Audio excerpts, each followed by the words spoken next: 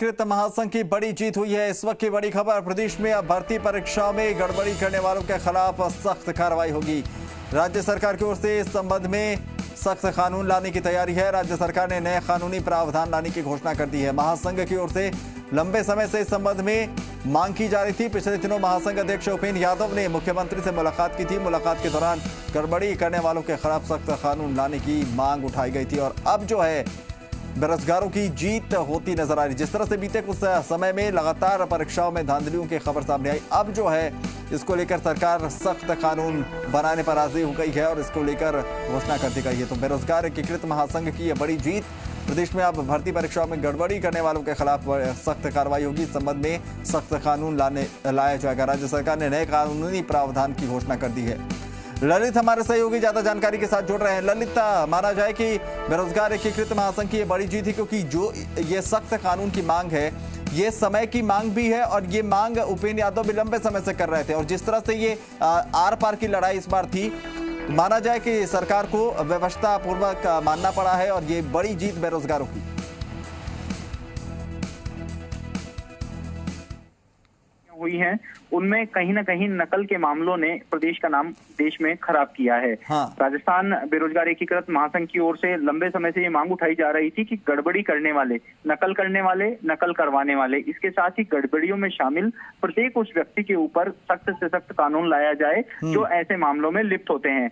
पिछले हफ्ते हमने देखा था कि जब महासंघ के अध्यक्ष उपेंद्र यादव ने मुख्यमंत्री अशोक गहलोत से सीएमओ में मुलाकात की थी, तो सीएमओ मुलाकात के दौरान भी इस मांग को पुरजोर तरीके से उठाया था कि यदि भर्तियों में गड़बड़ी करने वालों के खिलाफ सख्त कानून लाया जाएगा तो कहीं ना कहीं ये जो भ्रष्टाचार की जड़ें हैं ये खत्म होंगी और परीक्षाएं पारदर्शी तरीके से होंगी। पिछले 3 दिन से उपेंद्र यादव आमरण अनशन पर बैठे हुए हैं। उनकी जो 21 सूत्री मांगे हैं उनमें ये एक महत्वपूर्ण मांग है जिसको लेकर भी मेंशन कर रहे थे। आज मुख्यमंत्री अशोक गहलोत की ओर से ये बड़ी घोषणा कर दी गई है कि भर्ती परीक्षाओं में गड़बड़ी करने वाले उन तमाम लोगों के खिलाफ सरकार की ओर से सख्त कानून लाया जाएगा जो परीक्षा को किसी भी प्रकार से दूषित करते हों, फिर वो चाहे नकल करने वाले हों, नकल करवाने वाले हों, डमी अभ्यर्थी बिठाने वाले हों या पेपर को आउट करने वाले हों। हालांकि अगर रीट परीक्षा की बात की जाए तो रीट परीक्षा में पहले ही शिक्षा विभाग की ओर से जो 2 प्रस्ताव भेजे गए थे उन पर मुख्यमंत्री अशोक गहलोत ने मंजूरी दी थी और उसी का हमने नतीजा देखा था कि परीक्षा के बाद जो भी गड़बड़ियां हुई थी उनमें सम्मिलित सभी लोगों को निलंबित करके अब उनके खिलाफ सख्त कार्रवाई की जा रही है। लेकिन यदि ये कानून लाया जाता है, अभिनव, सबसे बड़ी बात है कि यदि कानून बना दिया जाता है तो उसके बाद किसी भी प्रस्ताव की जरूरत नहीं होगी। जो भी व्यक्ति गड़बड़ियों में लिप्त पाया जाएगा उसके खिलाफ सख्त से सख्त तुरंत कार्रवाई होगी।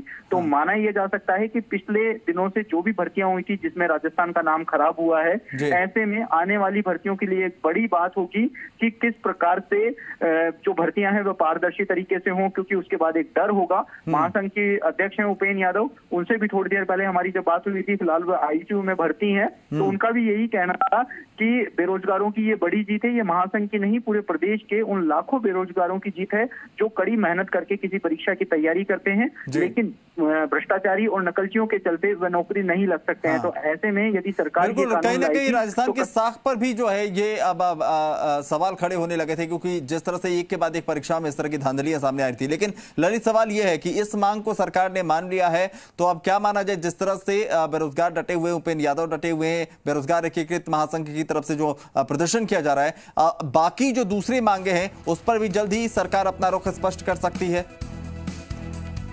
अगर बात करें 21 सूत्री मांगों की तो जो 4 प्रमुख मांगे हैं, यानी कि एक तो जो नकल करवाने वाले हैं उनके खिलाफ सख्त कार्रवाई है। दूसरी जो मांग है रीट और एसआई की सीबीआई से जांच हो। इसके साथ ही जो अन्य मांगे थी, अगर उन मांगों को देखा जाए तो 23 फरवरी और 3 अप्रैल को जब मंत्रियों के साथ एक लिखित समझौता हुआ था भर्तियों को लेकर, उन मांगों को पूरा किया जाए। तो जो 3 प्रमुख मांगे थी, 3 प्रमुख मांगों में से एक मांग पर सहमति बन गई है। 2 प्रमुख मांगे हैं उनको लेकर अभी भी अनशन जारी है। संभावना ये जताई जा रही है कि आने वाले 1-2 दिन में उनकी अन्य मांगों पर सहमति बन जाएगी और जो गतिरोध चला रहा है बेरोजगारों और सरकार के बीच में, ये कहीं ना कहीं दूर होता हुआ नजर आएगा। ठीक है, चलिए, बहुत बहुत शुक्रिया ललित तमाम जानकारी के लिए। उधर अजमेर के ब्यावर में जेसीबी मालिक